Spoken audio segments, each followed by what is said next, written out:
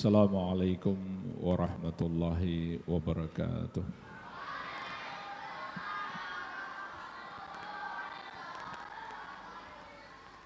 Alhamdulillahi hamdan katsiran tayyiban mubarakan fih, mubarakan alaih kama yuhibbu rabbuna wa yarda.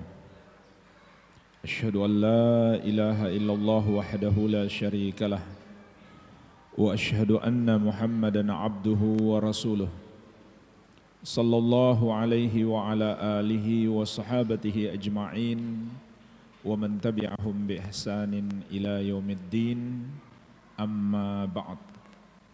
Fa ikhwani fid din wa akhwati fillah, kaum muslimin wal muslimat yang saya cintai dan saya muliakan, rahimani wa rahimakumullah. Semoga Allah Azza wa Jalla senantiasa mencurahkan rahmatnya kepada kita sekalian.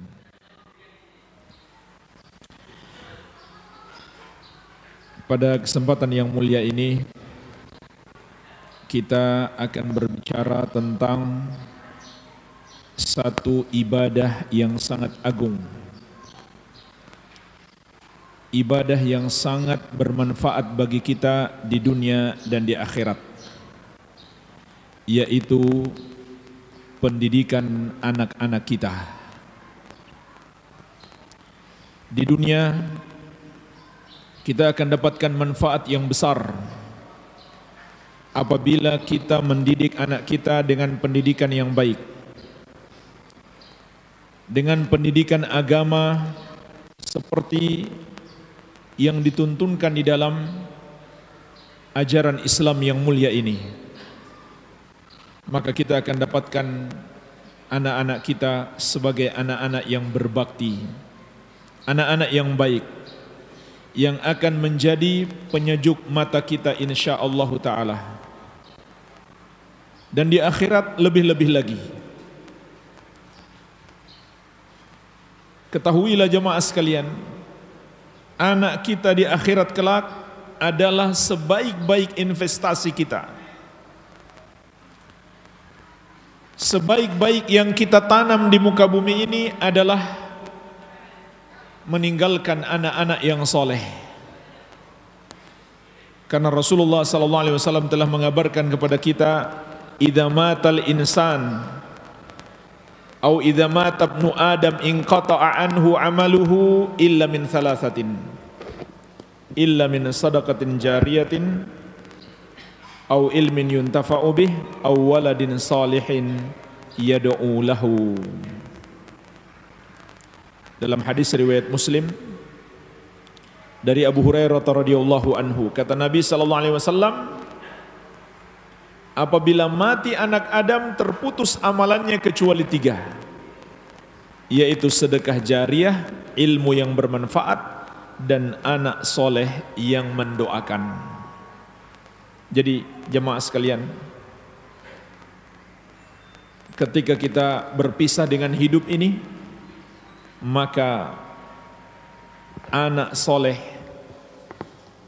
dapat memberikan kepada kita atau menjadi sebab bagi kita mendapatkan pahala yang terus mengalir.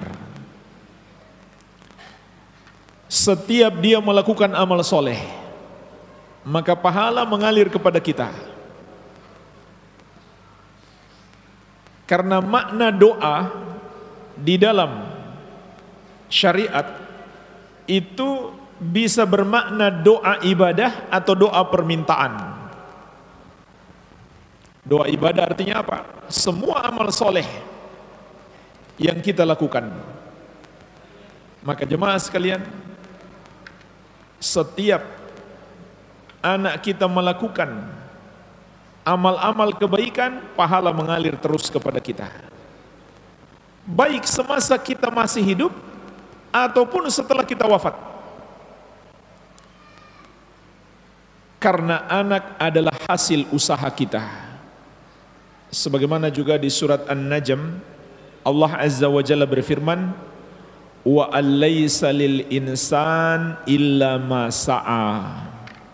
Manusia tidak akan mendapatkan pahala apapun kecuali dari hasil usahanya. Makanya anak kita apabila dia beramal soleh, otomatis pahalanya mengalir kepada kita. Jadi jemaah sekalian, adanya anak yang soleh yang dimiliki oleh seseorang itu adalah sebaik-baiknya investasi untuk masa depannya. Bukan masa depan 30-40 tahun yang akan datang,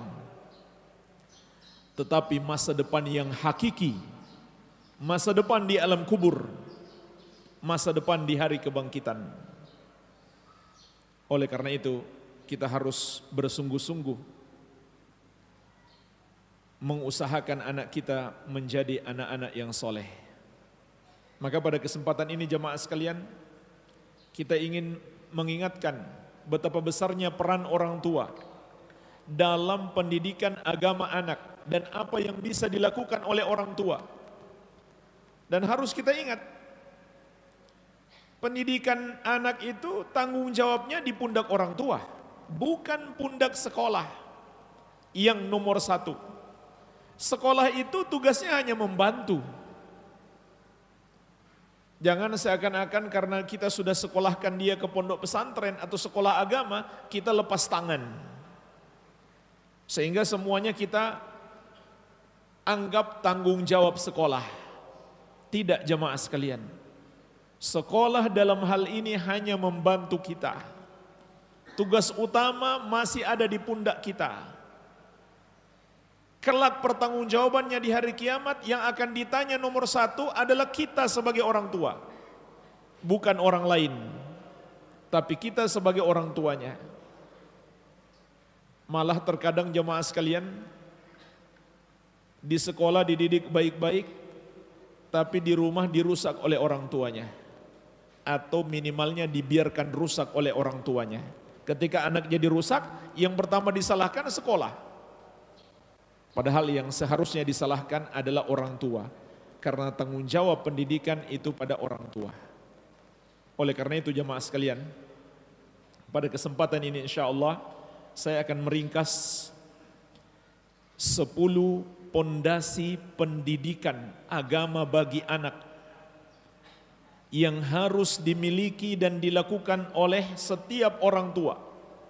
Ini saya ringkaskan dari sebuah kitab yang sangat bagus yang berjudul Rakaiz fi Tarbiyatil Abna. Pondasi-pondasi, asas-asas dalam pendidikan anak yang disusun oleh Fadilatul Syekh Al-Allamah Profesor Dr. Abdul Razak bin Abdul Muhsin Al-Abbad Hafidhahumallahu Ta'ala. Salah seorang ulama besar di kota Madinah, pengajar di Masjid Nabawi, guru besar di Universitas Islam Madinah. Baik, insyaallah ta'ala kita ringkaskan dari kitab ini 10 pondasi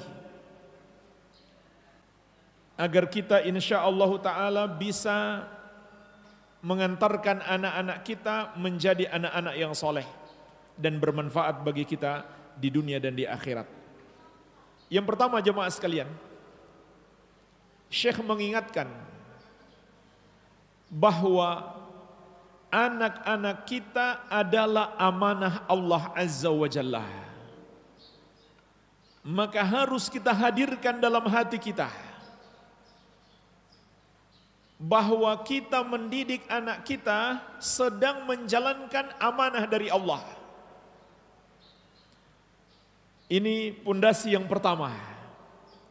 Hadirkan selalu dalam hati kita bahwa anak adalah amanah yang Allah berikan kepada kita. Dan setiap amanah akan dimintai pertanggungjawaban oleh Allah Azza wa Jalla. Dan orang-orang yang beriman adalah orang-orang yang menunaikan amanah. Di surat Al-Mu'minun ayat ke-8 Allah Azza wa Jalla berfirman, "Walladzina hum li amanatihim wa ahdihim ra'un." Orang-orang yang beriman itu menunaikan amanah dan menunaikan perjanjian mereka. Ini sifat orang-orang yang beriman. Dan Allah mengingatkan, kita tidak boleh mengkhianati amanah. Dalam surat Al-Anfal ayat ke-27. Ya ayyuhalladzina amanu la takhunullaha war rasula wa takhunu amanatikum wa antum ta'lamun. Wahai orang-orang yang beriman, janganlah kalian mengkhianati Allah dan Rasul. Janganlah kalian mengkhianati Allah dan Rasul dan mengkhianati amanah-amanah kalian padahal kalian mengetahuinya.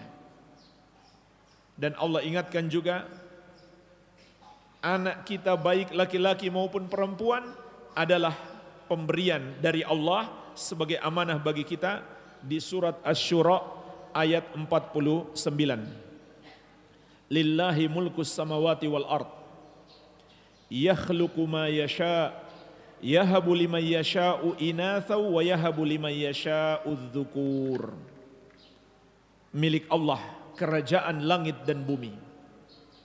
Allah menciptakan apa yang Dia kehendaki. Allah menganugerahkan kepada siapa yang Dia kehendaki anak laki-laki, dan Allah menganugerahkan kepada siapa yang Dia kehendaki anak perempuan. Allah menganugerahkan kepada siapa yang Dia kehendaki anak perempuan, dan Allah menganugerahkan kepada siapa yang Dia kehendaki anak laki-laki. Surat Asy-Syura ayat ke-49. Allah ingatkan kita, anak itu pemberian Allah, anugerah dari Allah. Tapi pemberiannya bukan menjadi milik kita, namun sekedar titipan, amanah dari Allah yang harus kita perlakukan sebaik-baiknya. Dan ketahuilah jemaah sekalian, untuk menjaga amanah ini, maka yang paling tinggi adalah kita jaga anak-anak kita dari api neraka. Inilah penjagaan amanah yang paling tinggi. Kita jaga amanah, kita berikan makanan yang paling baik, yang paling bergizi untuk anak kita. Kita pakaikan untuk mereka pakaian yang paling bagus. Itu termasuk menjaga amanah. Tapi ketahuilah yang paling tinggi adalah kita menjaga mereka dari api neraka. Sebagaimana Allah ingatkan secara khusus dalam surat At-Tahrim ayat ke-6. Ya ayyuhalladzina amanu qu anfusakum wa ahlikum nara. Wahai orang-orang yang beriman, jagalah dirimu dan keluargamu dari api neraka. Inilah jemaah sekalian, amanah yang paling tinggi, menjaga keluarga kita dari api neraka. Caranya bagaimana? Kata Ali bin Abi Thalib radhiyallahu anhu menjelaskan makna hadis ini, allimuhum addibuhum. Maksudnya menjaga keluarga kita dari api neraka adalah berikan pendidikan kepada mereka dan ajarkan adab-adab yang baik. Ini jemaah sekalian, cara menjaga keluarga kita dari api neraka. Berikan pendidikan agama dan berikan pendidikan adab-adab yang mulia. Dan Nabi SAW mengingatkan jemaah sekalian, setiap amanah, setiap orang yang diberi amanah akan dimintai pertanggungjawaban kelak di hari kiamat. Sebagaimana dalam hadis yang masyhur diriwayatkan Al-Bukhari dan Muslim, Rasulullah SAW bersabda, kullukum ra'in wa kullukum mas'ulun an ra'iyatihi. Setiap kalian adalah pemimpin, pengurus, atau orang yang diberi amanah. Maka setiap kalian akan dimintai pertanggungjawaban atas apa yang dia pimpin, atas apa yang dia urus. Al-imamu ra'in wa huwa mas'ulun an ra'iyatihi. Seorang pemimpin negara adalah pengurus yang akan ditanya kelak di hari kiamat oleh Allah tentang rakyat yang dia urus. Warrajul ra'in fi ahlihi wa huwa mas'ulun an ra'iyatihi. Dan seorang suami adalah pemimpin bagi istrinya dan dia akan ditanya tentang apa yang dia pimpin.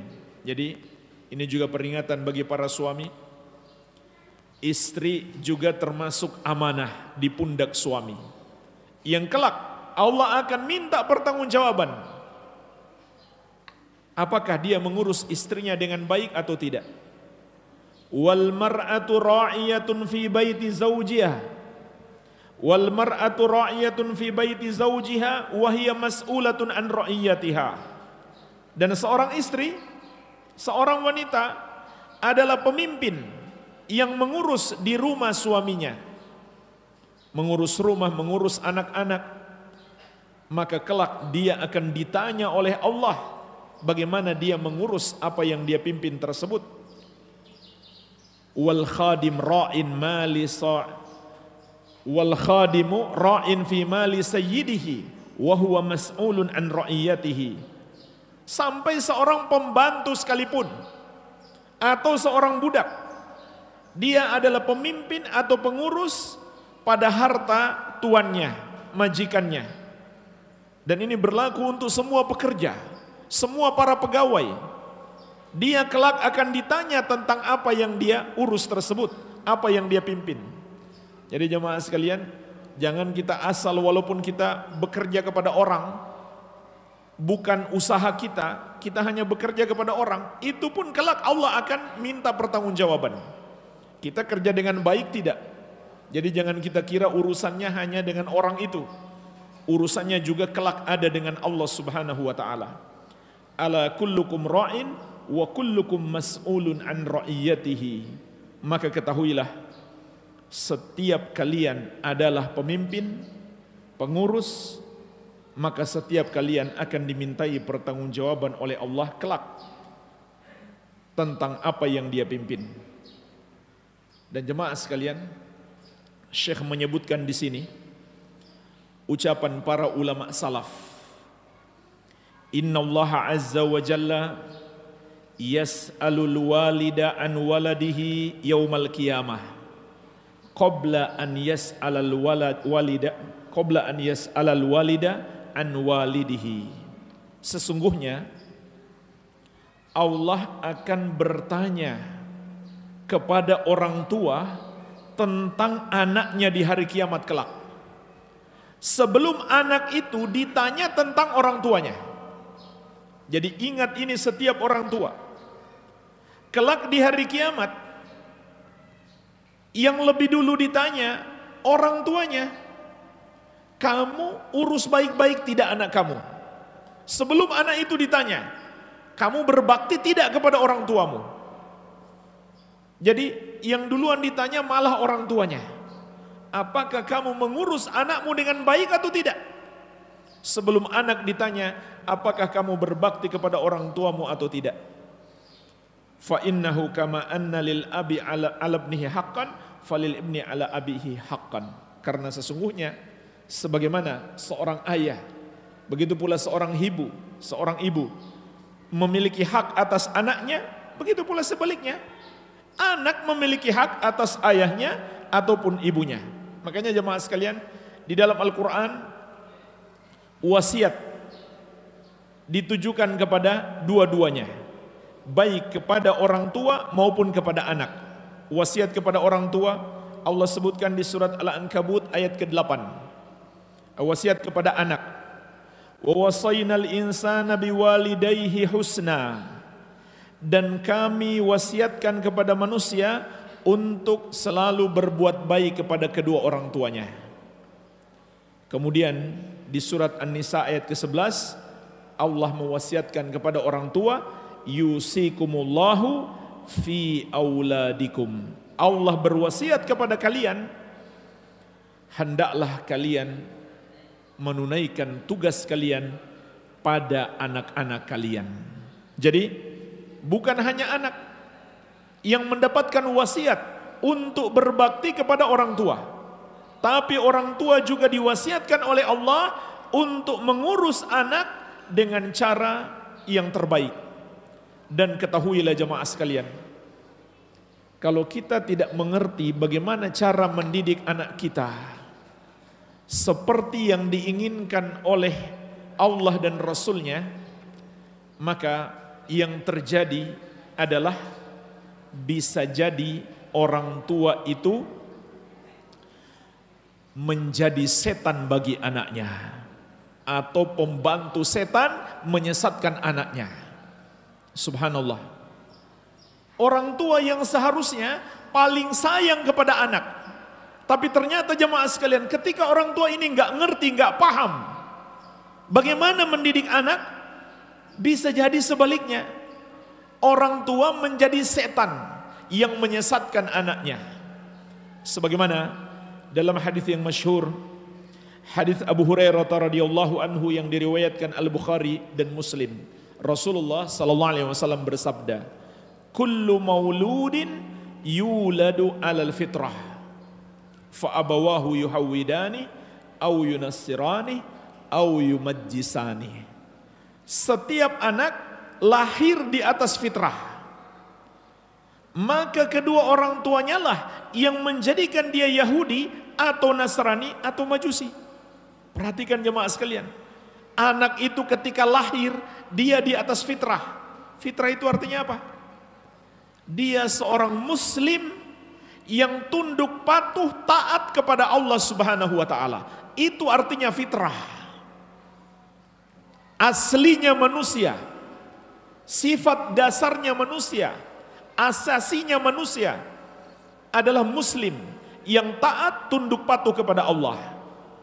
Kemudian kata Nabi sallallahu alaihi wasallam, kedua orang tuanya lah yang menyesatkan dia, bahkan sampai kepada tingkat kesesatan yang paling parah, yaitu menjadi orang kafir. Apakah itu Yahudi atau Nasrani atau Majusi? Nabi SAW tidak mengatakan orang tuanya yang menjadikan dia muslim, karena memang dia sudah muslim. Orang tua itu tugasnya hanya sekedar menjaga dia. Jadi sebenarnya secara fitrah manusia itu sudah memiliki keimanan dan ketakwaan.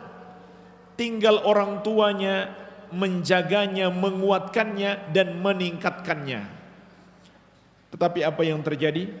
Malah kedua orang tuanya yang menyesatkan anaknya.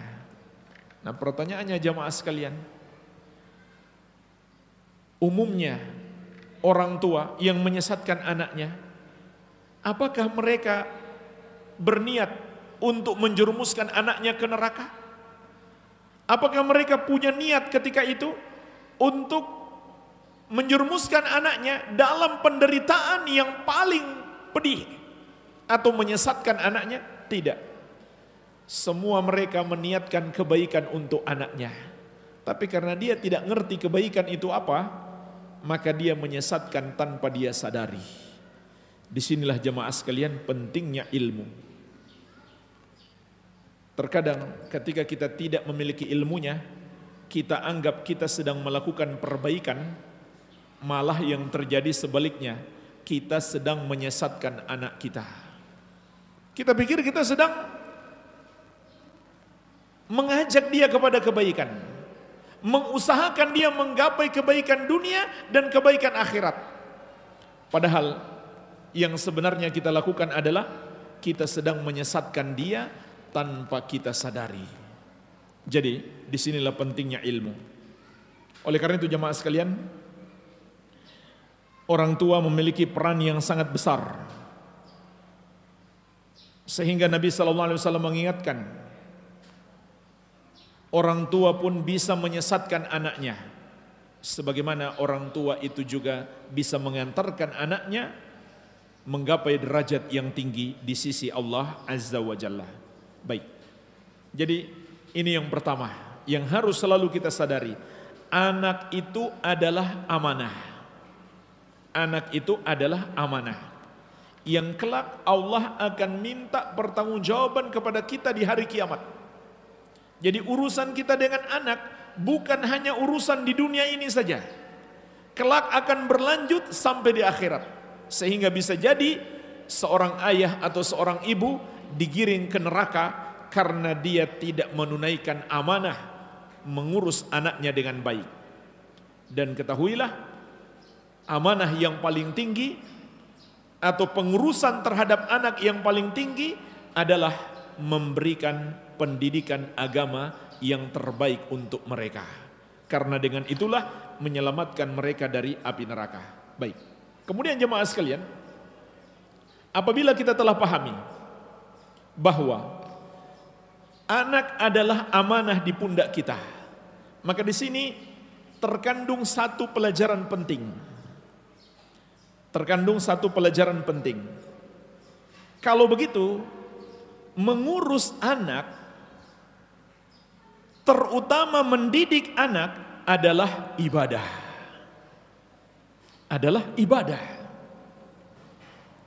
Jadi, kalau kita sudah tahu itu adalah ibadah, bagaimana agar ibadah kita sukses, diterima oleh Allah Azza wa Jalla, dan terus kita istiqamah, maka kita membutuhkan 3 hal. Ibadah seseorang itu akan berhasil, diterima oleh Allah, dan dia terus istiqamah kalau dia memiliki 3 hal. Yang pertama, keikhlasan. Dia ikhlas melakukan ibadahnya hanya karena Allah semata-mata. Ini yang pertama. Dan jemaah sekalian, ketika kita menghadapi kesulitan-kesulitan dalam mendidik anak kita,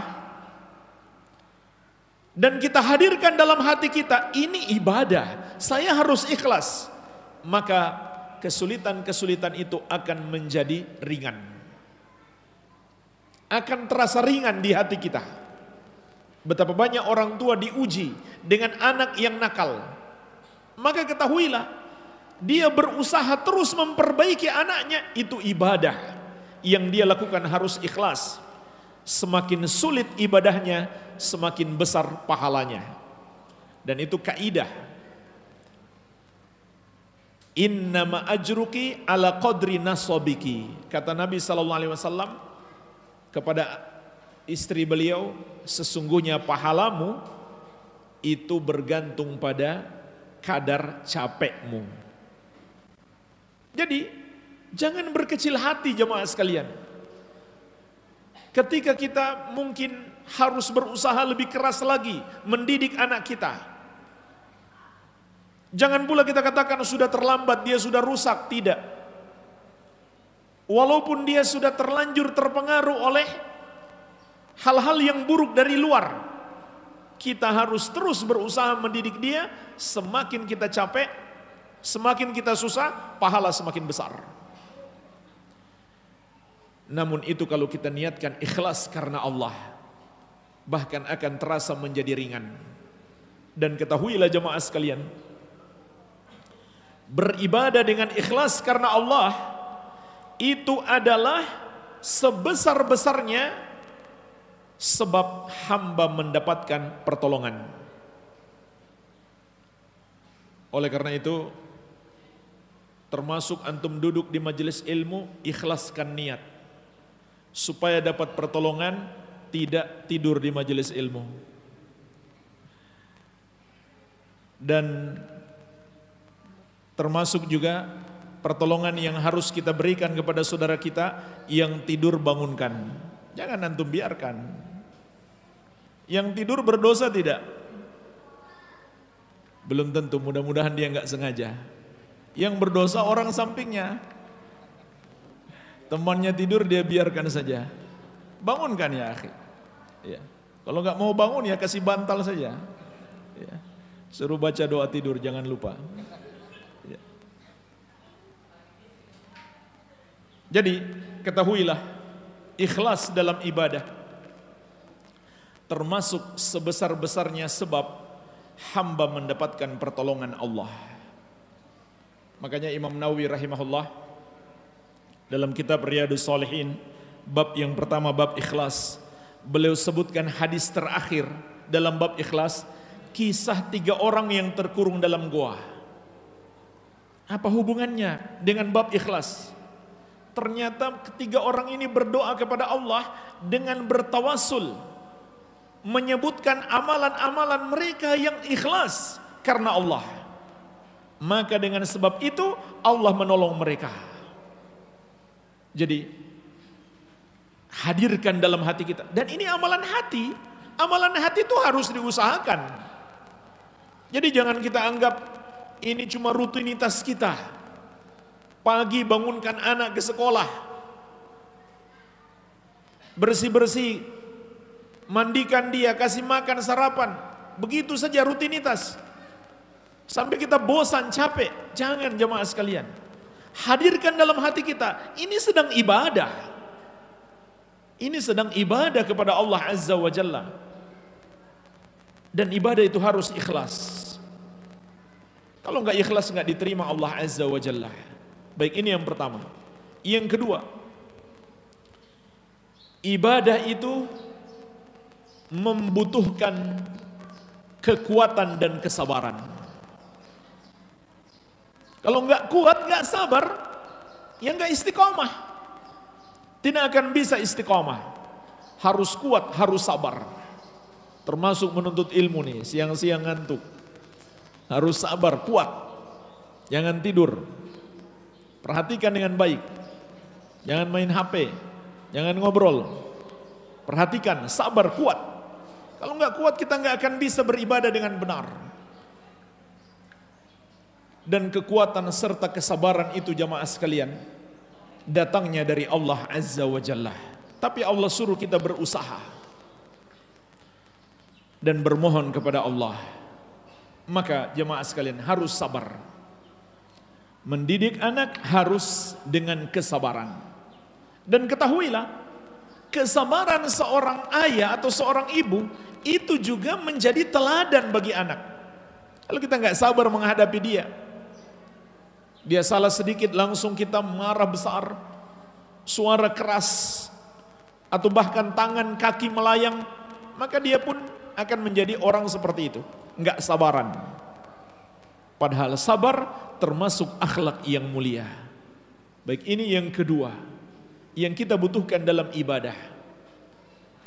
Kemudian yang ketiga, dalam ibadah kita membutuhkan ilmu agar ibadah kita sesuai petunjuk Rasulullah sallallahu alaihi wasallam. Baik, jemaah sekalian, jadi ini pelajaran yang bisa kita petik dari sini. Anak itu amanah. Menjalankan amanah, mengurus anak itu dengan baik, terutama mendidiknya, adalah ibadah yang sangat agung. Dan ibadah membutuhkan 3 hal agar sukses: keikhlasan, kekuatan dan kesabaran, dan ilmu, agar kita sesuai petunjuk Nabi Muhammad sallallahu alaihi wasallam. Baik, ini poin yang pertama. Yang kedua kata Syekh, ikhtiyaruz zaujah as-salihah. Memilih pasangan yang soleh, memilih istri solehah, atau sebaliknya istri memilih calon suami yang soleh. Namun ini tentunya hanya bisa dilakukan yang belum punya pasangan. Kalau sudah terlanjur dan tidak soleh, bagaimana? Ya dididik, dinasehati, diajak ke majelis ilmu, didakwahi agar menjadi soleh atau solehah. Jadi jemaah sekalian, kalau kita bertanya kapan mulai pendidikan anak kita, kapan mulai pendidikan anak kita, itu dimulai dari sejak kita memilihkan ibu baginya, atau sebaliknya, seorang wanita memilihkan ayah bagi anak-anaknya kelak. Itu sudah dimulai. Karena orang tua tentu akan memberi pengaruh besar bagi anak. Oleh karena itu, syariat memerintahkan kita, menyuruh kita mencari pasangan yang soleh dan solehah. Dalam hadis yang masyhur diriwayatkan Al-Bukhari dan Muslim, Rasulullah sallallahu alaihi wasallam bersabda, Tungkahul mar'atu li arba'in. Wanita itu dinikahi karena 3 hal. Limaliha, wali hasabiha, wali jamaliha, wali diniha. Wanita itu dinikahi karena 4 hal. Yang pertama karena hartanya, yang kedua karena nasabnya, yang ketiga karena kecantikannya, yang keempat karena agamanya. Banyak orang salah paham hadis ini. Mereka bilang harus cari 4 ini semuanya. Tidak, jemaah sekalian. Maksud Nabi SAW, beliau ingin menyampaikan umumnya orang mencari 4-empatnya atau salah satu darinya. Bukan beliau suruh kita cari 4 semuanya, tidak. Yang beliau suruh apa? Perhatikan akhir hadis. Fadhfar bidzatid din taribat yadak. Pilihlah yang baik agamanya, maka kamu akan beruntung. Jadi hadis ini bukan menyuruh kita cari yang punya 4 ini. Apalagi suruh cari temannya. Temannya dapat, ya nggak dikasih. Jadi bukan maksudnya kita suruh cari harus punya 4 ini semuanya, tidak. Nabi SAW hanya ingin mengabarkan kepada kita, umumnya manusia, orang-orang kalau ingin mencari istri, dia akan melihat pada kriteria ini, 4. Atau salah satu darinya. Maka Nabi SAW mengingatkan kita, yang harus kita kedepankan adalah kebaikan agamanya. Ya tidak masalah kalau dia cantik, dari keturunan terpandang, begitu pula dia kaya raya, ya tidak masalah. Tapi kita enggak disuruh mencarinya. Yang kita disuruh adalah mencari yang agamanya baik. Jadi ini makna hadis ini. Begitu pula sebaliknya. Nabi SAW menyampaikan kepada para orang tua dan para wanita kriteria calon menantu atau kriteria suami. Bagaimana yang harus diterima? Dalam hadis Abu Hurairah radhiyallahu anhu yang diriwayatkan Imam Ibnu Majah, Rasulullah sallallahu alaihi wasallam bersabda, "Idza atakum man tardawna khuluquhu wa dinahu." Idza atakum man tardawna khuluquhu wa dinahu fazawwijuhu. Illa taf'alu takun fitnatun fil ard au fasadun arid. Kalau datang kepada kalian seorang yang kalian ridhoi akhlaknya dan agamanya, maka nikahkan dia. Karena kalau kalian tidak nikahkan, akan terjadi fitnah di muka bumi dan kerusakan yang luas. Jadi hadis ini menceritakan kepada kita 2 kriteria calon menantu kita. Kalau datang laki-laki melamar putri kita, begitu pula ini panduan bagi para wanita. 2 kriteria calon suami. Kalau datang orang melamar kepadanya, maka harus yang dia lihat adalah 2 hal. Pertama agamanya, yang kedua akhlaknya. Agamanya maksudnya apanya? Akidahnya, manhajnya, keimanannya, tauhidnya. Apakah mengikuti ahlus sunnati wal jamaah atau mengikuti golongan-golongan yang menyimpang? Ini yang pertama. Kriteria utama kebaikan agama, yaitu baik akidahnya, manhajnya, tauhidnya. Begitu pula ibadahnya, mencontoh Rasulullah sallallahu alaihi wasallam. Kriteria yang kedua adalah baik akhlaknya. Pertanyaannya jemaah sekalian, bukankah akhlak itu bagian dari agama? Tentu bagian dari agama. Tapi kenapa Nabi SAW menyebut itu adalah bagian kedua? Kenapa jemaah sekalian? Untuk memberi penekanan dan peringatan bagi kita. Penekanan pentingnya akhlak dan peringatan, bisa jadi ada orang manhajnya sudah bagus, akidahnya bagus, tauhidnya selamat, bersih dari syirik, ibadahnya mencontoh Nabi sallallahu alaihi wasallam, tapi akhlaknya buruk, maka tolak dia. Perbaiki dulu akhlaknya baru datang melamar. Jadi belum cukup walaupun manhajnya bagus, akidahnya lurus. Kalau dibalik ya lebih parah lagi. Akhlaknya baik tapi akidahnya rusak, itu lebih parah. Itu lebih parah. Jadi harus dua-duanya. Akidahnya baik, tauhidnya lurus, ibadahnya benar sesuai petunjuk Nabi sallallahu alaihi wasallam. Harus juga dia orang yang berakhlak mulia. Baik kepada orang tuanya, baik kepada tetangganya, sama orang hubungannya baik. Nggak suka bikin keributan, nggak suka berbuat zalim, nggak suka berhutang kemudian nggak mau bayar, atau suka menunda-nunda pembayaran hutang padahal dia sudah mampu bayar. Bukan berhutang yang masalah nggak mau bayar. Itu berarti bukan orang yang berakhlak mulia. Baik, jadi jemaah sekalian, ini termasuk bagian dari perencanaan bagaimana mendidik anak kita kelak. Ini susah. Kalau kita punya pasangan dia nggak ngerti tauhid yang benar, kita ajarkan tauhid, dia ajarkan syirik. Kita ajarkan ibadah yang benar, dia ajarkan yang menyimpang, ya nggak masuk. Jadi harus cari pasangan yang lurus. Iya. Ini yang kedua. Yang ketiga kata Syekh, termasuk pondasi pendidikan anak agar mereka menjadi anak-anak yang soleh adalah mendoakan anak-anak kita. Mendoakan anak-anak kita. Jemaah sekalian, ini penting sekali. Oleh karena itu para nabi dan rasul alaihi wassalatu wassalam, Allah ceritakan doa-doa mereka dalam Al-Quran. Doa meminta anak yang saleh dan Allah kabulkan.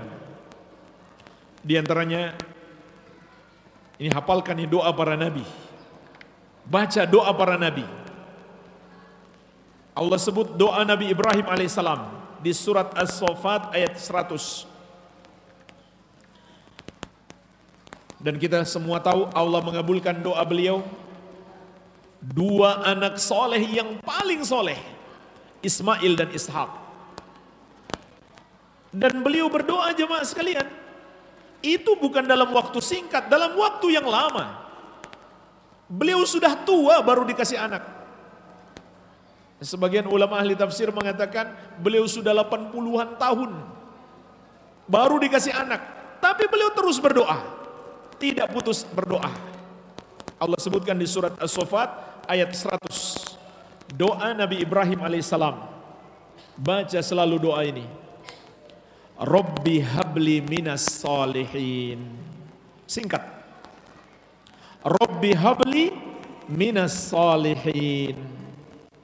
Wahai Rabbku, anugerahkan kepadaku anak-anak yang saleh. Juga doa beliau di surat Ibrahim ayat 40. Ini setelah dapat anak. Surat Ibrahim ayat 40. Tapi yang pertama setelah dapat anak pun nggak masalah kita baca. Tidak masalah. Agar anak yang sudah ada menjadi soleh, agar Allah tambahkan lagi anak yang soleh. Surat Ibrahim ayat 40.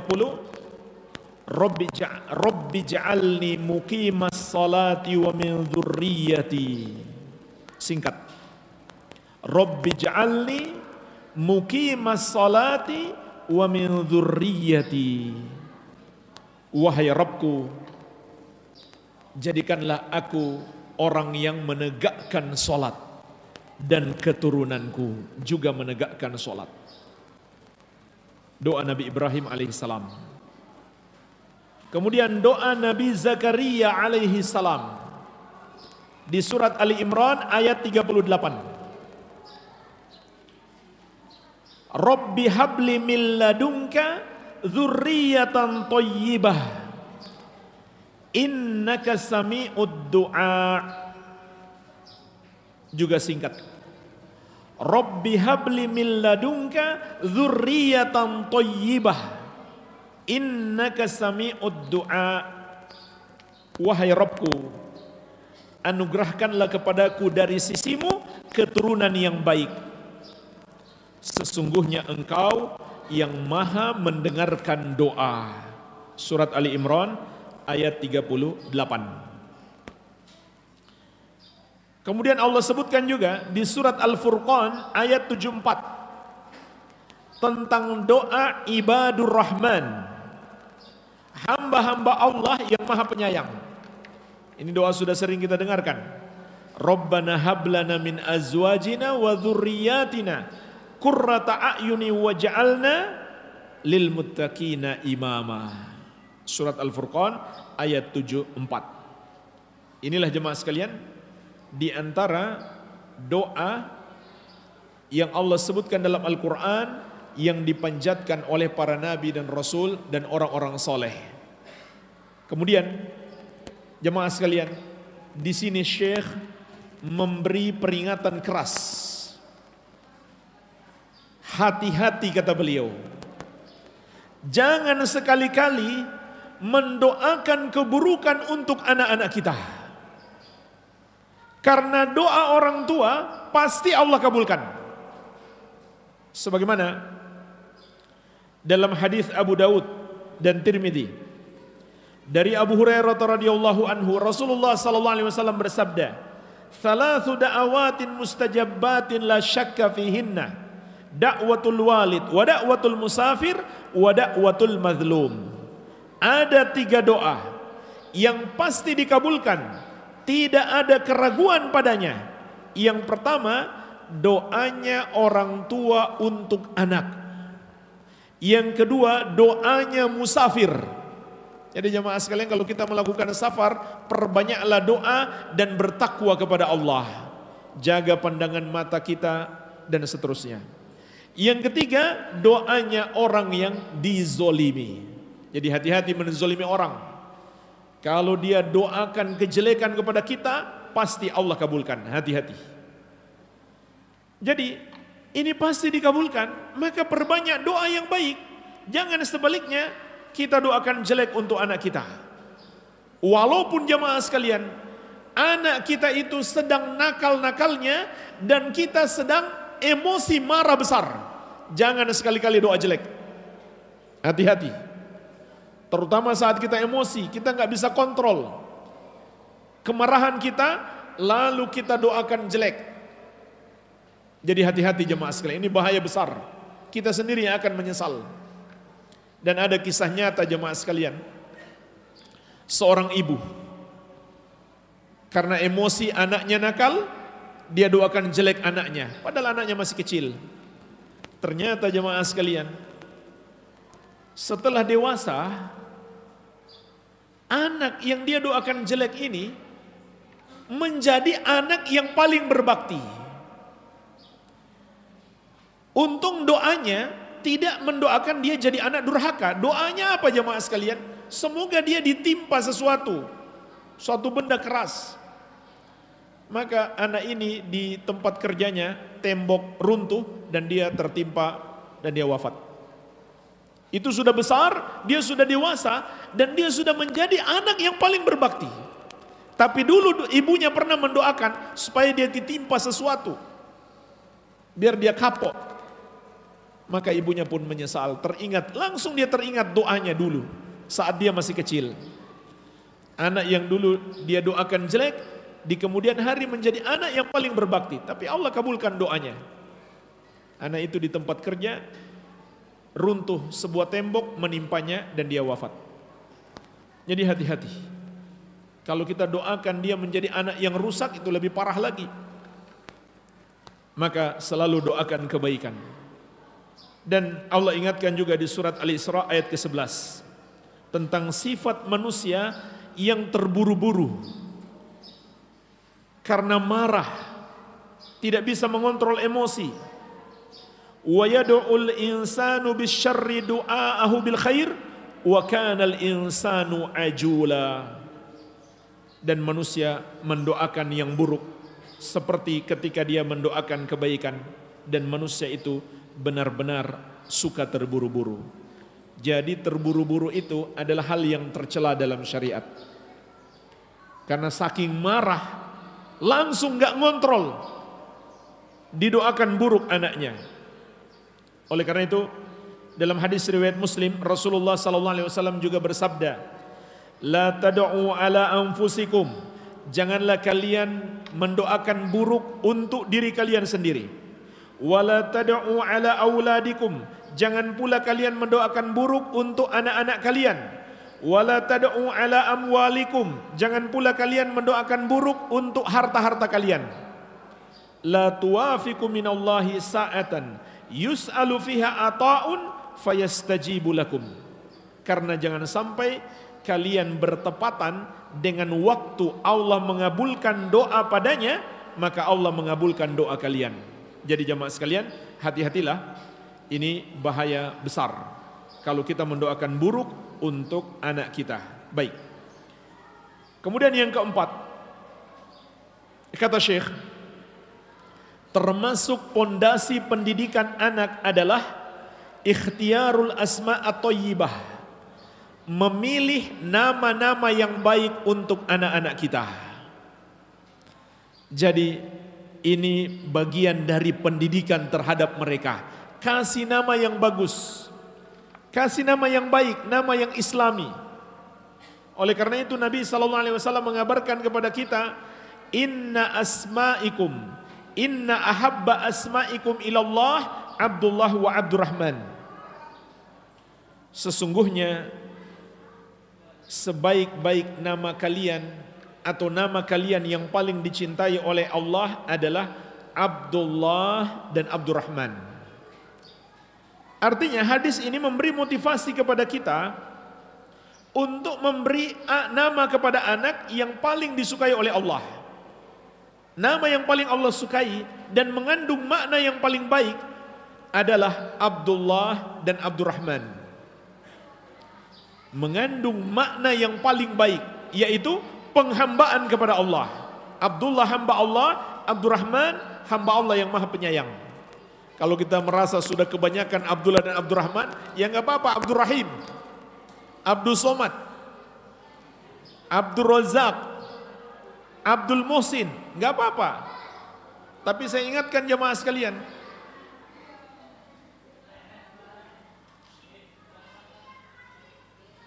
anak-anak yang punya nama baik ini, panggil namanya lengkap. Namanya Abdurrahman, jangan dipanggil Rahman. Rahman itu nama Allah, bukan nama dia. Dan ini nama khusus bagi Allah. Panggil dia Abdurrahman. Namanya Abdul Razak, jangan dipanggil Rojak. Panggil Abdul Razak. Ini banyak kesalahan baik orang tua maupun lingkungan sekitarnya. Harus diajarkan. Kakak adiknya, kalau nggak panggil kakak atau adik, mau menyebut nama harus lengkap, harus diajarkan mereka. Namanya Abdullah, jangan panggil Dul. Panggil lengkap Abdullah. Itu nama yang indah sekali. Namanya Abdul Somad, jangan dipanggil Somad. Itu salah besar. Panggil lengkap Abdul Somad dan seterusnya. Jadi ini nama-nama yang paling Allah cintai. Dan Syekh mengatakan, hendaklah kita ajarkan kepada anak kita makna nama yang dia miliki. Itu bagian dari pendidikan. Kalau dia bernama Abdullah, kita sampaikan kepadanya, namamu itu sangat indah, sangat bagus. Artinya hamba Allah. Karena kamu adalah hamba yang diciptakan oleh Allah, diberi rizki oleh Allah, maka kamu harus selalu menghamba hanya kepada Allah. Dan kamu punya nama hamba Allah, artinya kamu adalah seorang pemberani. Tidak ada yang kamu takuti kecuali Allah Subhanahu wa ta'ala. Kan kamu bukan hamba manusia, kenapa takut manusia? Takutlah hanya kepada Allah. Jadi di dalam nama yang kita berikan, itu kita berikan pendidikan juga kepada anak kita. Baik, ini yang keempat. Yang kelima kata Syekh, termasuk pondasi pendidikan anak kita adalah bersikap adil kepada anak-anak. Karena anak-anak mencontoh kita. Dan sikap adil kita akan membentuk kepribadian mereka, kesolehan dan kecintaan kepada kita. Ini penting sekali jamaah sekalian, bersikap adil terhadap anak-anak. Contoh bersikap adil adalah dalam pemberian. Begitu pula dalam nafkah. Adil dalam nafkah adalah memberi nafkah sesuai kebutuhan. Tentu tidak sama kebutuhan anak kita yang sudah di perguruan tinggi dan anak kita yang masih SD, tidak sama. Tapi jemaah sekalian, kalau hadiah harus sama. Jadi kalau anak kita yang sudah kuliah, kita kasih tanah 1 hektar, anak kita yang masih SD sama. Dia pun harus dapat 1 hektar. Memang sekarang belum manfaat buat dia, kan dia nanti dewasa. Dia nanti dewasa akan bermanfaat bagi dia. Jadi ini namanya adil. Bedakan ya, nafkah dengan pemberian biasa atau hadiah. Kalau nafkah nggak apa-apa, beda, karena sesuai kebutuhan. Tapi kalau itu sifatnya hadiah, bukan kebutuhan dia, bukan nafkah yang dia butuhkan, maka harus sama, adil. Hanya saja ulama ada beda pendapat. Bagaimana dengan anak laki-laki dan anak perempuan? Apakah harus sama ataukah mengikuti seperti hitungan waris? Jadi kalau laki-laki dapat 1 hektar, wanita hanya dapat 1/2 hektar. Ataukah harus sama 1 hektar? Ini ada khilaf ulama. Pendapat yang lebih kuat insya Allah dikuatkan oleh Syekh Ibn Baz rahimahullah, hendaklah mengikuti hukum waris. Jadi itu namanya adil. Karena Allah memberikan pembagian waris, tentu Allah yang paling adil. Jadi adil itu jemaah sekalian tidak harus sama rata, tapi sesuai dengan proporsinya masing-masing. Iya. Jadi jangan sampai sebagian anak kita kasih hadiah, sebagian tidak kita kasih hadiah. Walaupun dia masih kecil, kan dia nanti dewasa. Kalau dia dengar, dulu ayah ngasih hadiah kepada abang, maka ini akan membuat pintu setan bagi dia. Mungkin dia tadi anak baik, tapi setan memanfaatkan itu. Tuh kan, ayahmu lebih sayang kepada abangmu. Apalagi muncul sampai bisikan, jangan-jangan kamu ini bukan anaknya. Bisa jadi itu pintu setan. Artinya kita yang membuka pintu setan untuk anak kita. Membenci kita, hasad kepada saudaranya, itu harus ditutup. Itu harus ditutup. Disebutkan di dalam Sahih Al-Bukhari juga Muslim dari sahabat yang mulia An-Nu'man bin Bashir radhiyallahu taala anhuma, bahwasanya ayah beliau itu menghadiahkan kepada beliau sebidang tanah. Tapi kemudian ibu beliau yang protes. Ibu beliau berat mau terima, karena dia punya istri lain, punya anak-anak yang lain. Maka kata ibunya, saya tidak mau terima sampai engkau minta persaksian dari Rasulullah Sallallahu Alaihi Wasallam. Maka akhirnya mereka datang kepada Rasulullah Sallallahu Alaihi Wasallam menanyakan, boleh nggak terima hadiah dari ayah? Tapi dari semua anak hanya 1 yang mau dikasih. Maka Nabi Sallallahu Alaihi Wasallam bertanya kepadanya, a'taita sa'ira waladika mithla hadha? Apakah kamu memberikan atau akan memberikan kepada semua anakmu seperti kepada An-Nu'man? Faqala la, beliau mengatakan tidak.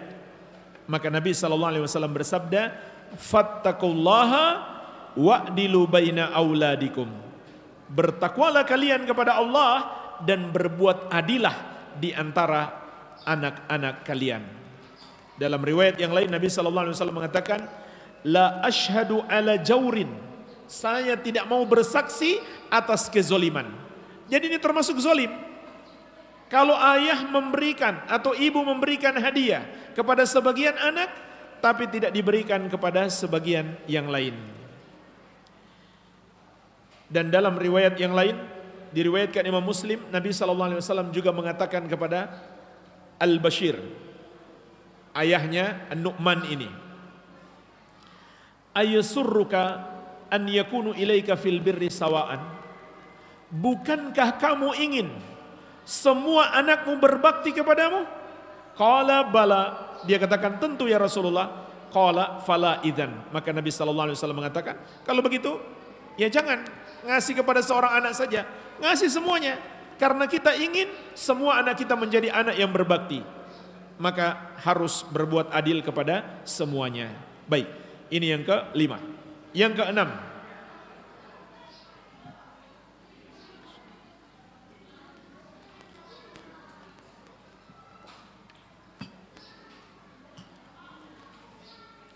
anak-anak berisik harus sabar juga kita ya. Yang keenam kata Syekh, termasuk pondasi pendidikan anak adalah ar-rifqu war-rahmah, kelembutan dan kasih sayang. Ini penting sekali jemaah sekalian.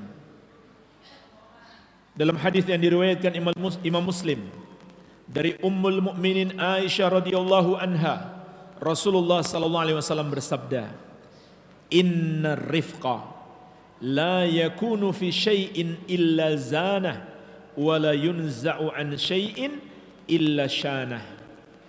Sesungguhnya kelembutan itu tidaklah terdapat pada sesuatu kecuali akan memperindahnya. Dan tidaklah tidaklah kelembutan itu, sesungguhnya kelembutan itu tidaklah terdapat pada sesuatu kecuali akan memperindahnya. Dan tidaklah kelembutan itu hilang dari sesuatu kecuali akan memperburuknya.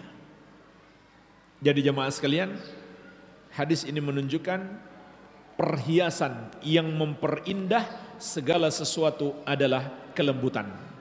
Subhanallah, orang mengajarkan kesesatan sekalipun, kalau dia penuh dengan kelembutan, banyak orang tersesat. Banyak orang tersesat.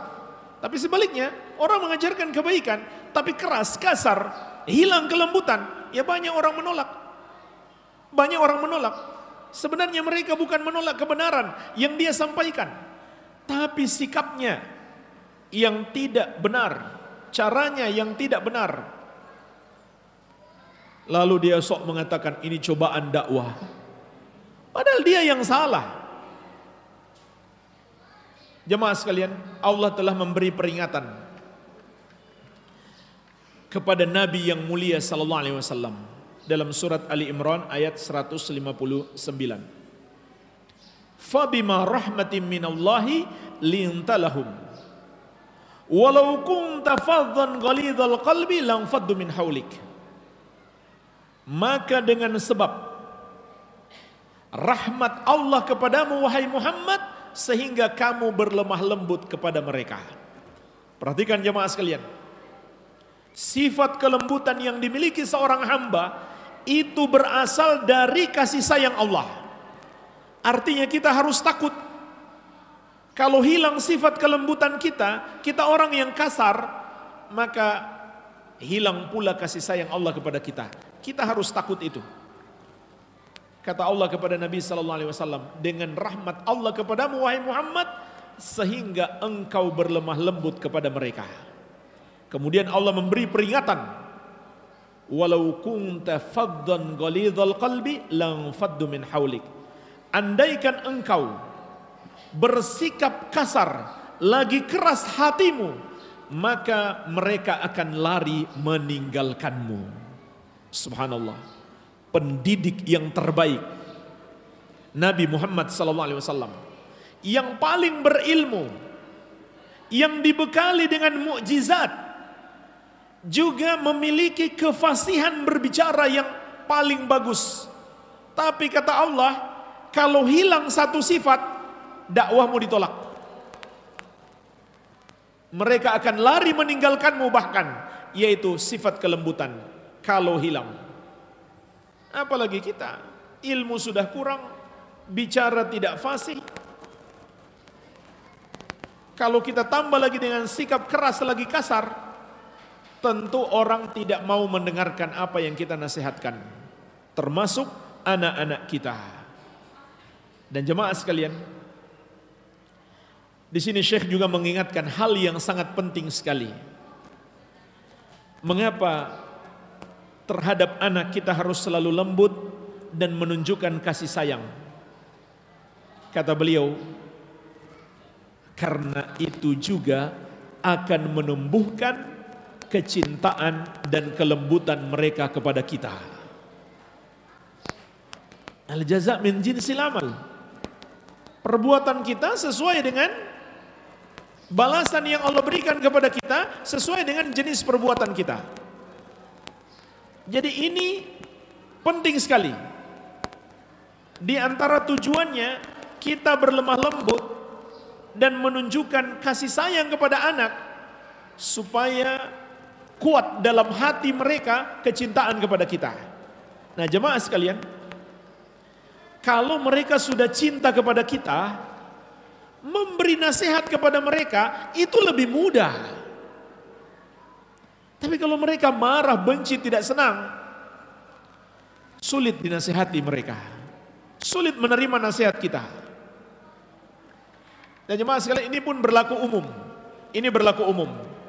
Kata para ulama, al-qulubu mayyalatun ila man ahsana ilaiha. Hati itu akan condong kepada yang berbuat baik terhadapnya. Jadi kita kalau mau berdakwah kepada orang dan kita baik kepada dia, dia dengan mudah menerima nasihat kita. Dan itu metode Rasulullah SAW. Ini metode Rasulullah SAW. Bahkan tidak jarang beliau mengeluarkan harta dalam jumlah yang besar, supaya orang itu lembut hatinya, senang kepada kita, mudah menerima dakwah. Itu seringkali beliau seperti itu. Padahal beliau bukan orang kaya raya, tapi beliau seringkali mengeluarkan harta yang sangat besar, kasih hadiah ke orang kafir sekalipun. Tujuannya supaya dia senang kepada kita, sehingga menasihatinya lebih mudah. Walaupun nasihat kita baik, tapi orangnya sudah benci sama kita, sulit dia terima nasihat kita. Begitu pula jemaah sekalian, anak-anak kita. Ini yang kita harapkan. Kalau mereka cinta kepada kita, sayang kepada kita, lebih mudah kita menasihati mereka. Iya. Dan Nabi SAW suatu hari mencium Al-Hasan dan Al-Husain, cucu beliau SAW, atau Al-Hasan bin Ali bin Abi Thalib, salah satu cucu beliau SAW, dicium oleh Nabi SAW. Lalu ada seorang sahabat namanya Al-Aqra bin Habis. Beliau ini dari Arab dusun. Maka beliau melihat, orang Arab dusun itu kan jauh dari peradaban. Maka beliau melihat Nabi SAW mencium Al-Hasan. Beliau pun heran. Dan beliau berkata, innali asyaratan minal walad, ma qabbaltu minhum ahadan. Ya Rasulullah, sesungguhnya aku punya 10 anak, tidak ada satupun yang aku cium. Ini orang Arab Badui. Fanadhara ilaihi Rasulullah sallallahu alaihi wasallam. Maka Rasulullah sallallahu alaihi wasallam melihat kepada sahabat ini, waqal, dan beliau bersabda, man la yarham la yurham. Siapa yang tidak menyayangi, tidak akan disayangi, maksudnya oleh Allah.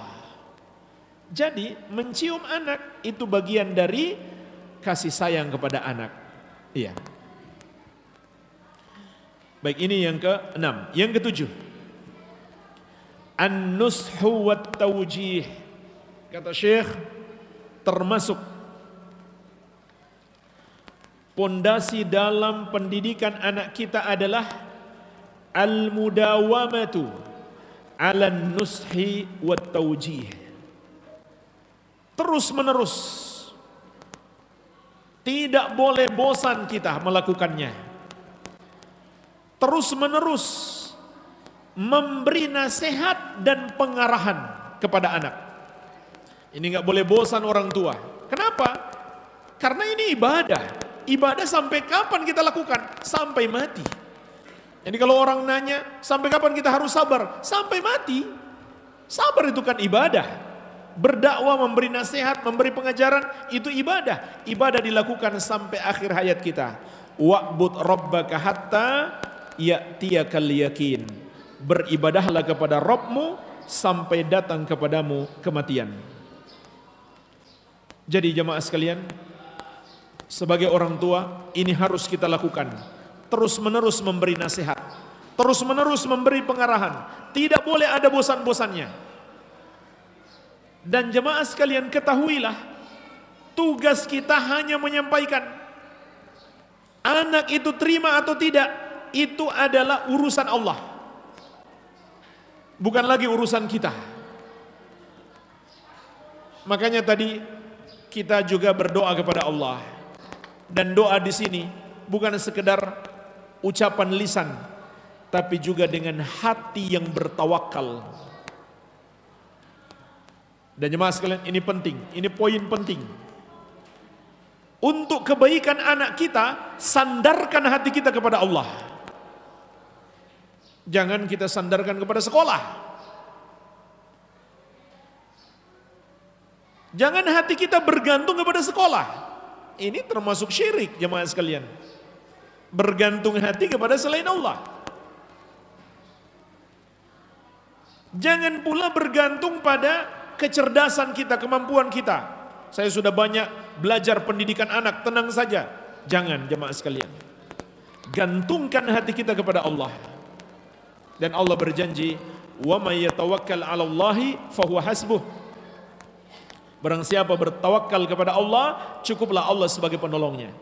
Jadi, kita memberi nasihat kepada anak kita, mengajari anak kita, tugas kita ya sampai di situ. Adapun memberi hidayah kepada hatinya, itu sudah urusan Allah. Maka jangan terlalu fikirkan. Misalkan kalau ada seseorang diuji, saya sudah nasihati anak saya berulang-ulang, dia nggak mau dengar. Sampai kapan saya harus menasihati? Kita katakan, terus nasihati sampai kamu mati duluan atau dia yang mati duluan. Adapun dia nggak mau dengar, itu sudah bukan urusan kamu. Itu urusan dia dengan Allah Subhanahu wa taala. Hanya saja kita perlu juga mengevaluasi diri. Kenapa dia nggak dengar? Kita beri nasihat. Kadang-kadang kita juga yang kurang. Misalkan orang kita nasihati untuk mengikuti sunnah, tapi dalilnya kita sampaikan kurang mantap. Kita sampaikan, ini ada ayatnya, ini ada hadisnya. Dia tanya, mana ayatnya, mana hadisnya? Pokoknya ada. Dulu belum hafal, sekarang lupa. Ya kan, nggak ilmiah, susah. Kadang-kadang seperti itu orang menolak. Karena kita menyampaikan kurang meyakinkan atau kurang ilmiah. Iya. Kalau kita sudah berusaha maksimal, dia masih menolak, maka jemaah sekalian teruslah berusaha, teruslah berusaha. Mudah-mudahan suatu hari Allah berikan hidayah. Bahkan jemaah sekalian, terkadang ada anak nakal diberikan hidayah, dia ingat nasihat orang tuanya setelah orang tuanya wafat.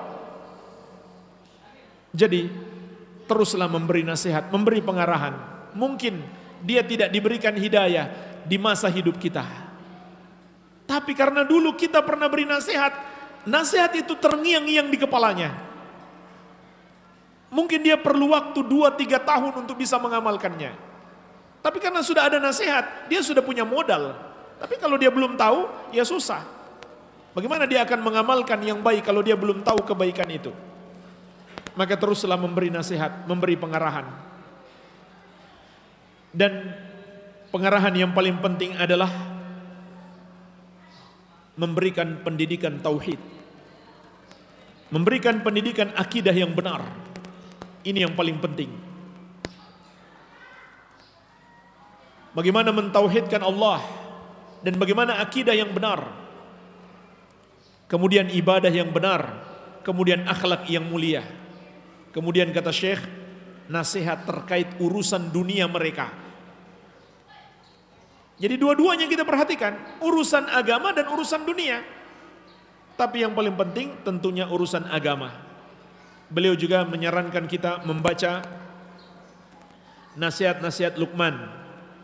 Subhanallah, satu surat khusus berbicara tentang seorang ayah.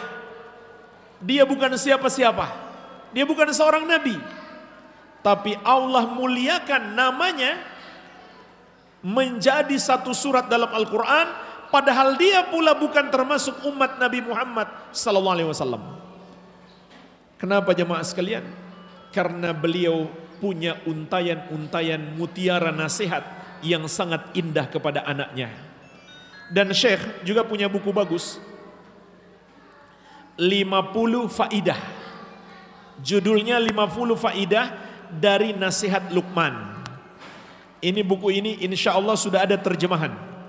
Penulisnya sama, yang kita bahas ini Syekh Dr. Profesor Dr. Abdul Razak Al-Badar. 50 faidah dari kisah Luqman alaihi salam kepada anaknya, dari nasihat beliau. Bacalah jemaah sekalian, ini memberi pengajaran kepada kita. Kemudian Allah juga menyebutkan nasihat para nabi dan rasul. Ini waktu sudah hampir habis. Saya sebutkan saja suratnya, antum bisa baca sendiri dalam Al-Quran. Allah menyebutkan nasihat para nabi dan rasul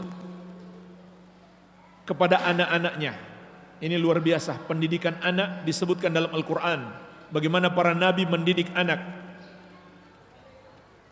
Surat Al-Baqarah ayat 142-143 tentang nasihat Ibrahim dan Yakub kepada anak-anaknya. Nasihat untuk mentauhidkan Allah. Surat Al-Baqarah ayat 142-143. Kemudian Nabi Ismail alaihissalam memerintahkan keluarganya untuk melakukan solat dan zakat. Surat Maryam ayat 55. Surat Maryam ayat 55. Kemudian Nabi kita yang mulia Muhammad sallallahu alaihi wasallam, Allah perintahkan agar menyuruh keluarganya melakukan solat dan bersabar dalam melakukannya. Surat Toha ayat 132.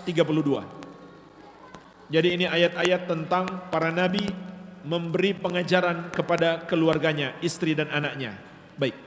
Kemudian yang ke-8, termasuk pondasi dalam pendidikan anak adalah memilih untuk anak kita kawan yang baik. Atau dengan kata lain, memperhatikan dengan siapa anak kita bergaul.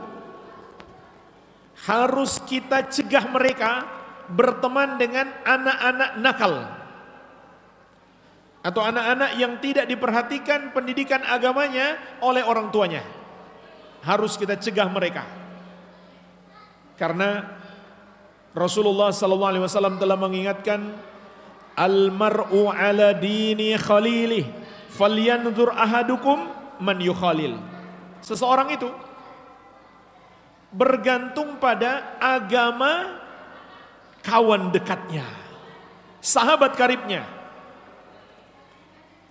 Maka hendaklah setiap kalian memilih siapa yang hendak dia jadikan sahabat dekatnya. Maka hati-hati jemaah sekalian, lihat dengan siapa anak kita bergaul. Termasuk jemaah sekalian, Syekh mengingatkan kita, teman-teman zaman modern yang sangat berbahaya bagi anak, yaitu al-qanawat al-fadaiyah, kata beliau, televisi satelit. Ini sangat berbahaya. Ataupun televisi biasa. Kenapa saya mengatakan televisi satelit? Karena itu kan bisa mengakses luar negeri. Sementara di Arab, kalau televisi lokal itu bagus. Tapi di negeri kita televisi lokal hampir nggak ada bedanya dengan televisi dari luar.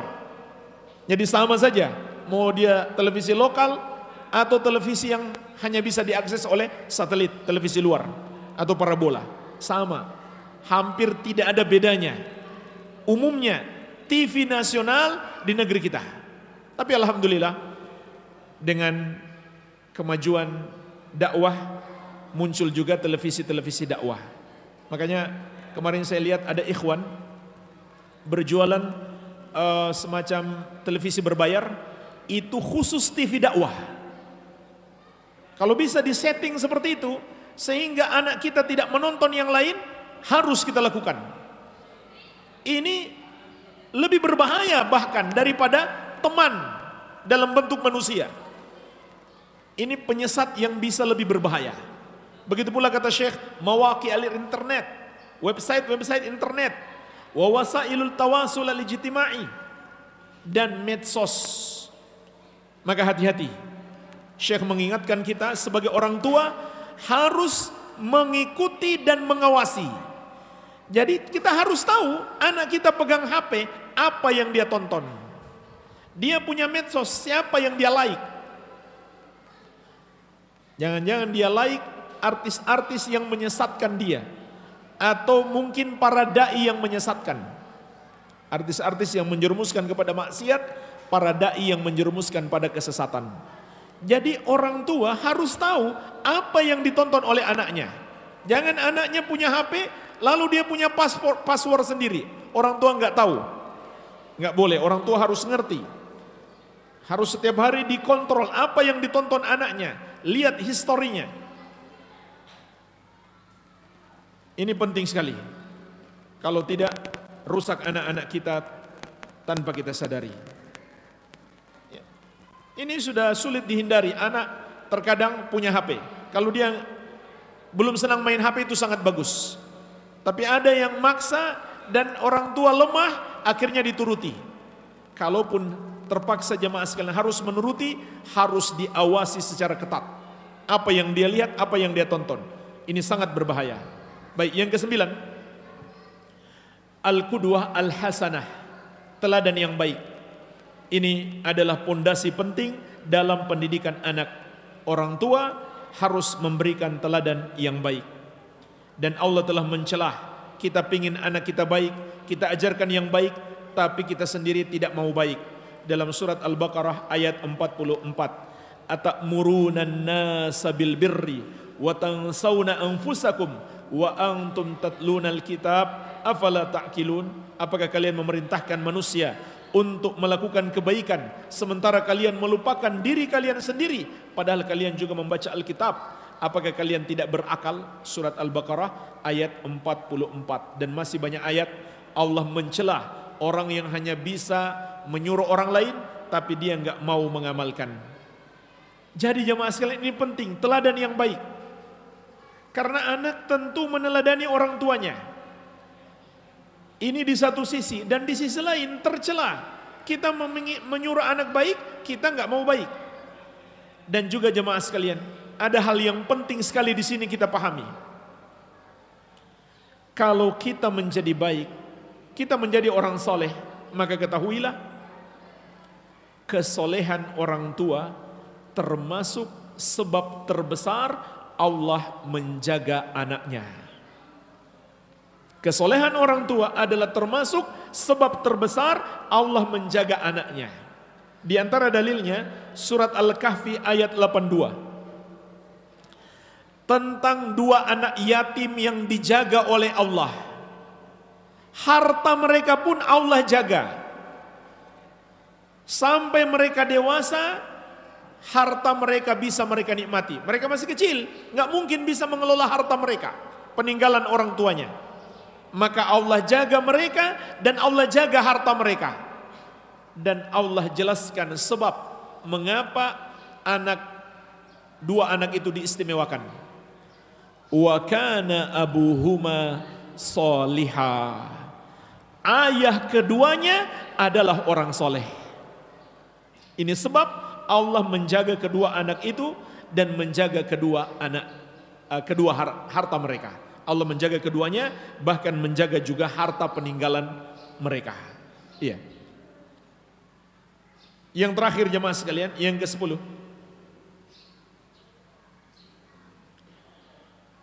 Ini sebagai kesimpulan juga atas apa yang telah kita bahas.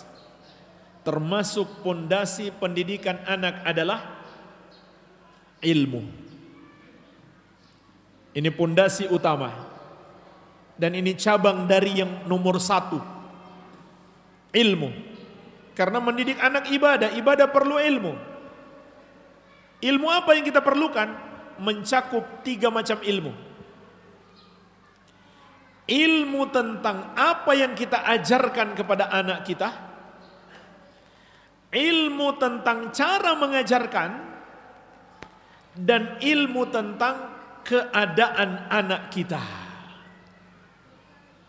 3 ilmu yang kita perlukan. Yang pertama, ilmu tentang apa yang hendak kita ajarkan kepada dia. Yaitu tauhid yang benar, akidah yang benar, ibadah yang benar, akhlak yang mulia, dan ilmu duniawi yang bermanfaat untuk mereka. Kita harus tahu ilmunya. Kalau nggak tahu ya bagaimana cara mendidiknya? Bagaimana cara kita ajarkan sholat yang benar kalau kita belum belajar sholat yang benar? Ini yang pertama jemaah sekalian. Ilmu tentang apa yang hendak kita sampaikan kepada mereka. Kalau kita nggak tahu, ini juga boleh kita jadikan pengajaran. Anak kita nanya urusan agama, tidak tahu, kita jawab apa? Allahu a'lam. Sama urusan dunia juga begitu. Atau antum bilang, tunggu ya, nanti Abi cari tahu. Nanya kepada Syekh Google. Biar cepat. Nanya sama Ustadz lama soalnya. Ya intinya, ajarkan dia. Agama ini nggak boleh sembarang ngomong. Kalau nggak tahu kita sebut tidak tahu. Katakan tidak tahu. Allahu alam. Itu juga pengajaran. Kita nggak usah minder, nggak usah malu. Itu bagian dari pengajaran. Anak kita bertanya urusan agama, kita nggak tahu, katakan tidak tahu. Allahu alam. Nanti Abi cari tahu. Kalau ketemu Ustadz nanti Abi tanya. Jadi ini yang pertama, ilmu tentang apa yang kita ajarkan. Yang kedua, ilmu tentang cara menyampaikan. Dan ini banyak dalam hadis-hadis Nabi Sallallahu Alaihi Wasallam. Cara-cara Nabi dalam pengajaran. Termasuk cara beliau adalah menarik perhatian terlebih dahulu. Bisa dengan sebuah pertanyaan. Seperti Nabi Sallallahu Alaihi Wasallam bertanya, Ya Mu'adz, atadri ma haqqullahi 'alal ibadi wa ma haqqul ibadi 'ala Allah? Wahai Mu'adz, tahukah kamu apa hak Allah atas hamba dan apa hak hamba atas Allah? Kan kalau Nabi Sallallahu Alaihi Wasallam mau menyampaikan langsung, nggak perlu nanya, bisa saja. Kenapa beliau bertanya? Untuk menarik perhatian. Ini metode pendidikan. Dan masih banyak lagi. Sebagai orang tua kita harus belajar. Dan ini penting sekali, metode-metode pendidikan anak. Nah, ada kajian bagus berseri di Radio Roja yang diasuh oleh Ustadz Abdullah Zain. Nah, dekat kampung antum kan banyaknya. Ustadz Abdullah Zain, beliau punya seri itu, pendidikan anak. Itu bagaimana metode-metode pendidikan anak. Itu penting bagi orang tua. Jadi jangan salahkan siapa-siapa kalau kita gagal mendidik anak. Karena kita nggak tahu ilmunya. Kita tidak tahu ilmunya. Harus belajar. Jangan sampai kita punya anak karena kebetulan saja. Kebetulan nikah. Tapi harus direncanakan. Ini penting ini. Banyak metode pendidikan anak. Kemudian yang ketiga, ilmu tentang keadaan anak tersebut. Kita harus mengerti bagaimana keadaan anak kita. Sehingga metode apa yang tepat untuknya kita pun tahu. Iya. Baik, ini jemaah sekalian secara singkat 10 pondasi pendidikan agama bagi anak-anak kita yang kita ringkas dari kitab Rakaiz fi Tarbiyatil Abna yang disusun oleh Syekh Al-Allamah Profesor Dr. Abdul Razak Al-Badar hafizahullah. Semoga bermanfaat. Wabillahi taufik. Taib, jazakallahu khairan jasa kepada Al-Ustaz Sofyan Khalid Rurai LC yang telah menyampaikan kajian pada siang hari ini, yaitu tentang 10 pondasi dalam mendidik anak. Dan untuk sesi tanya jawab mungkin kita tiadakan karena mengingat kondisi anak-anak ya yang belum pulang dari jam 7 sampai jam sekarang sengaja kita tahan Ustadz ya, karena mengingat momen ini momen sangat penting dan semoga kita semua menjadi seorang suami dan pemimpin yang dapat mempertanggungjawabkan apa yang telah dipimpin kita, dan semoga Allah Subhanahu wa taala menjadikan anak-anak kita anak yang soleh dan solehah, berguna bagi orang yang banyak, bermanfaat fid dunya wal akhirat. Mungkin kajian pada siang hari ini kita cukupkan sekian, dan sekali lagi tidak ada sesi tanya jawab karena mengingat kondisi waktu, dan Ustadz kayaknya dari pagi pun sudah lelah ya, dari jam 8 pagi sudah nyampe di Batam. Kurang lebih mohon maaf. Kita tutup dengan doa kafaratul majelis. Subhanakallah bihamdika asyhadu an la ilaha illa anta astaghfiruka wa atubu ilaik. Assalamualaikum warahmatullahi wabarakatuh.